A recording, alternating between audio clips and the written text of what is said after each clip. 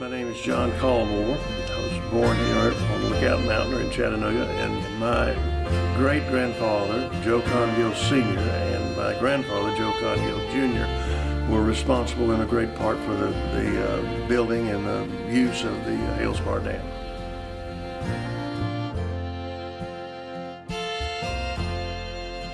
I wonder how much of the technology that we have today as far as providing electricity,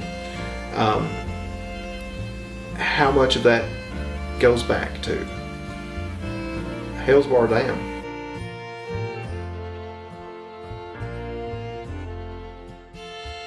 People need to know what HalesBar really was and what it stood for, and the wonderful little village that was once here.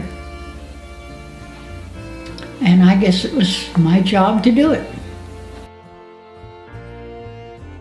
He thought it would be a short-term project, which in fact it did not. It took 8 years to build the dam. 1913 was when it was finally completed. I've come a long, long road, but still I've got some miles to go. I've got a wide river to cross.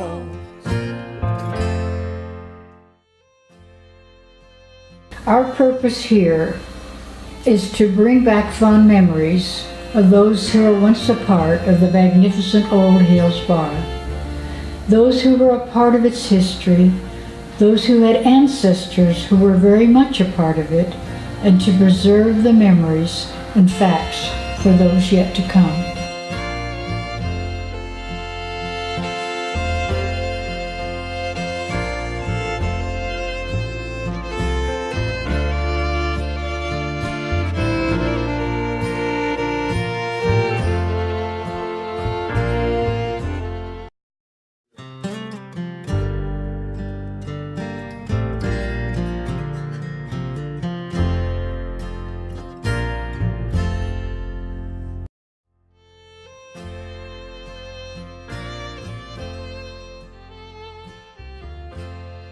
Joe Congill Sr. moved from Nashville around in 1900 to Chattanooga. He had several projects prior to that in Nashville where he was educated at Cumberland University. He lived next door to a gentleman by the name of Baylor, and they became great friends. And Mr. Baylor was an educator and convinced my great-grandfather to take part in the incorporation, actually, of a private prep school. He was one of the original incorporators of the Baylor School here in Chattanooga. And he also got involved in all kinds of things. He was involved in the very beginning in the corporation of the Coca-Cola Thomas Bottling Company in Chattanooga here. He was one of the original men that met and invested in that, and was responsible for the incline railway, which is still used today. He was excited about new things, new ideas, and in 1900 he began to formulate this idea of building a dam on the Tennessee River. This part of the state and the Tennessee River was a lot more exciting for a hydroelectric endeavor. And it began to take shape by 1903 and 1905. He began to assemble money and projects and design. The process of building HalesBar is almost impossible to describe. There were 3,000 men working round the clock, 1,000 men at each shift. It was a boom town, overnight, a boom town. Everything they needed was right there. The town of Gill grew out of the massive amount of laborers and engineers and everyone else that was there that came to the site to build the dam. And obviously a town arose out of this. And they had 3,000 people working around the clock on this job. And so we had schoolhouses, you had hotels, you had restaurants that just cropped up to supply the needs of the workers. They had a whole village of houses on the lock side, the Jasper side. On the other side of the river, on that hillside, another whole community. It was a self-contained village. Everything they needed was there. They had a theater, a school, a private school for the children, the commissary store, the post office. They had a ball team, and the whole village took care of each other. It was like one big extended family. And this started as early as 1905 when the dam started, and it was named Gill. This community that it grew out of the dam's construction was named for him in 1907 at his death.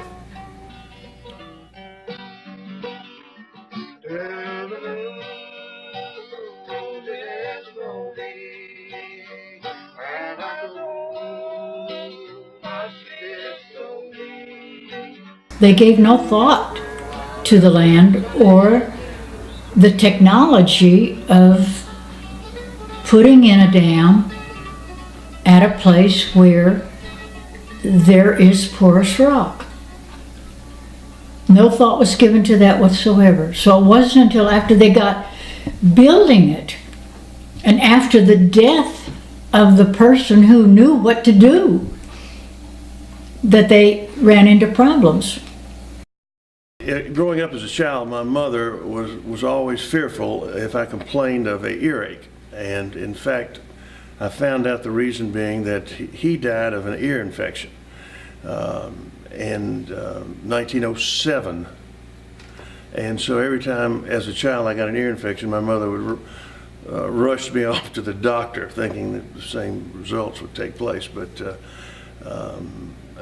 sadly, he died. He was a very, very smart engineer, and he just got to the beginnings of his career, actually, before he died of the ear infection.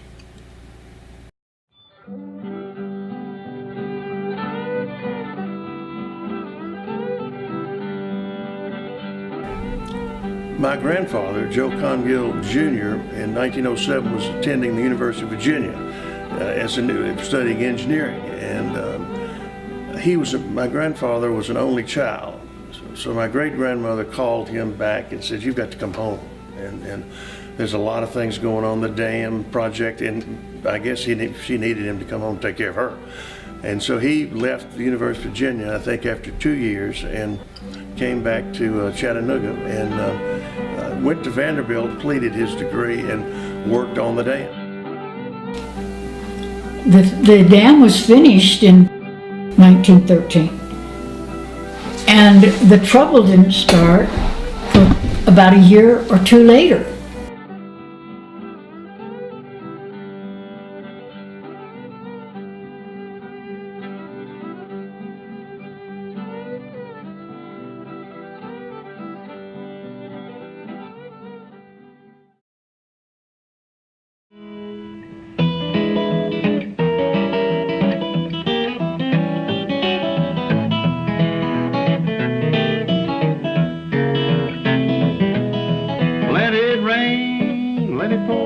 Let it rain a whole lot more, Lord. I got them deep river blues. Let the rain drive right on, let the waves sweep along, Lord. I got them deep river blues.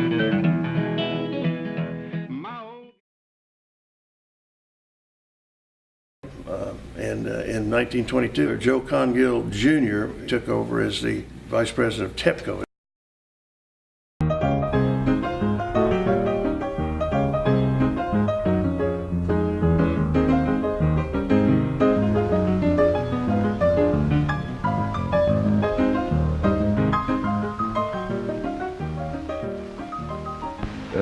Mr. Wilkie, there's a telegram that I got the other day from Mr. George Hughes, who you know is president of the Hot Point Company, and I'd like for you to look at it, sir. J.C. Guild, Tennessee Electric Power Company. I have just learned of the final figures on the sale of electric ranges and electric water heaters by the Tennessee Electric Power Company for the year 1934. I want to congratulate you as your company leads the country in the sale of these labor-saving devices. George A. Hughes. A couple weeks ago, I had the privilege of spending a good considerable time with the President of the United States. And I took a great thrill of pride in telling him that of all the electric utilities in this country, the Tennessee Electric Power Company led in the sale of ranges and water heaters. And Joe, it had done your heart good to have seen that magnificent smile of his come across his face and for him to say, splendid and magnificent. But Joe, he put a question to me. He said, how many are you going to sell next year? And I said, Mr. President, we're going to exceed last year. Now, are we going to do it, Joe? Mr. Wilkie, I think without a doubt we're going to do it.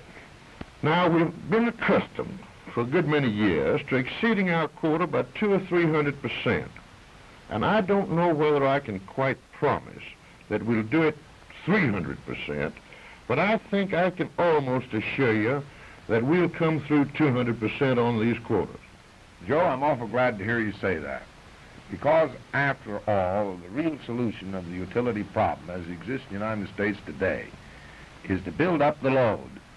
Joe, if you do that, I'm going back in a year from now and tell the President of the United States about it because I know how much it'll please him.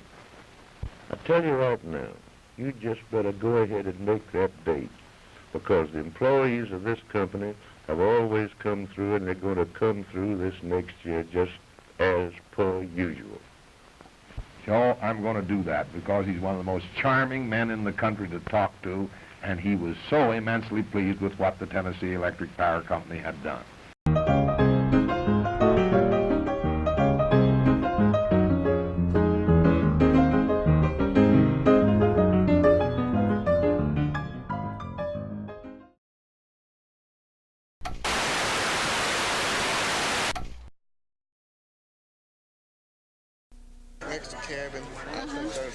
Do you think the property... Noni Webb is not the Marion County historian by name, but she might as well be.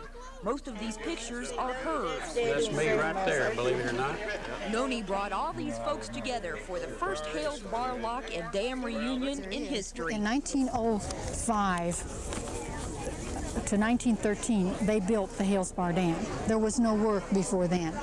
This brought jobs to the people of Marion County. Cost $10,000. Stella McNabb remembers those early days when Hales Bar Dam was a community within itself. I lived on the lock side of the river. And the only way we had to get to the other side of the river was through the tunnel under the dam. We went across the river to school. We went across the river to Sunday school. That's where we met our boyfriends, over there at school, Sunday school and church. Some of these folks met, laid down roots, and never moved away.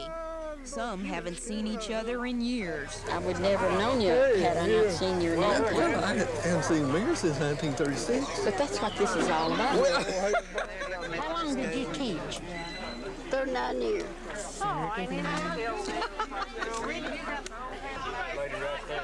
But the memories remain in these pictures and in the hearts of these folks who spent a lifetime working for Hales Bar Lock Dam.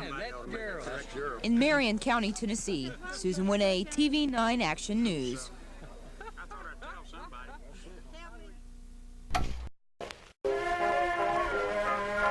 One day, I was talking to a man over the telephone about a picture he put in the paper. I had met him before, but I didn't really know him. His name was Marion Lane. And we were talking about, I think it was mining picture probably. Well, my husband and she got in conversation, and he told her if they didn't have a reunion, he wouldn't get to go. He made the statement, if somebody doesn't do something about a Hales Bar reunion pretty soon, I'm going to be dead and I won't get to go. He must have had it in the back of his mind a long time. Then he talked to her, and they decided they'd get one up. I could almost see him on the other end of the phone, jumping up and down with delight.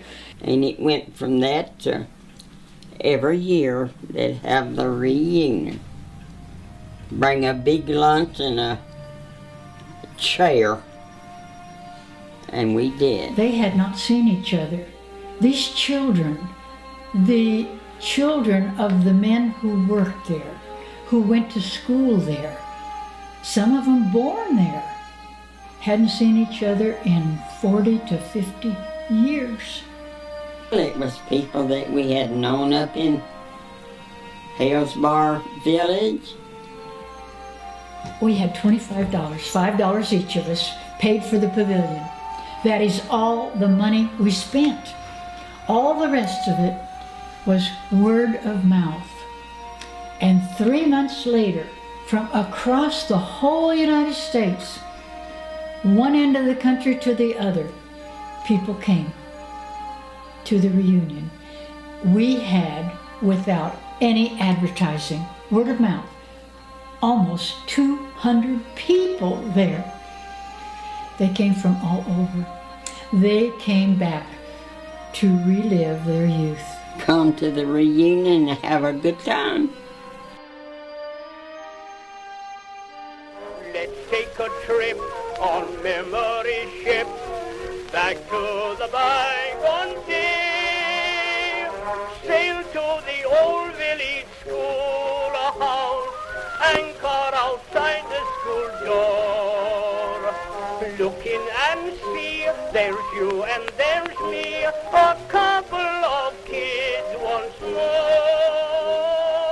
School day, dear old golden roses, reading and writing and arithmetic, taught to the tune of a hickory stick. You were my queen in calico, I was your barefoot foe, and you wrote on my slate, I love you, Joe, when we were a couple of kids. Oh, it was good times back then, son's all I know. It was the epitome of what a reunion should be. Here they came, and I can still see them. I've even got pictures of them. Is that so-and-so? Yes, yes, yes. And then they'd run and hug each other and start telling stories. And the stories didn't quit all day long until it got dark. They sat there and relived their youth and their lives together way, way back when. What a reunion. Well, they also brought pictures, maps, stories, newspaper clippings, and they gave them to me. Noni, put it together and make us something that we can remember. And I started collecting. Oh, those pictures. We also, at the reunions, got a map of what the village was, but it didn't show who lived where. And we sat down at one of the reunions and wrote down all on the side of that Etna Mountain, overlooking Hales Bar, all those beautiful little homes where the people lived, and put their names down side by side and recorded that for future history. And then another map showing where Hales Bar was and what was in Hales Bar and what buildings and so forth. And then on the other side of the river, what was going on over there. But the pictures to back it up. Pretty neat. A lot of stuff we had to go by pictures because 40 years is a long time and you can forget a lot. There's Mamie. And there I am. She knew everybody. I didn't know anybody. And we watched these people come together. Everybody, great big smiles on their face. Oh, that was so neat. That was just the epitome of what a reunion should be. And you sit there, Tanner, and you know you had a little bit to do with this. Boy, it makes you feel humble.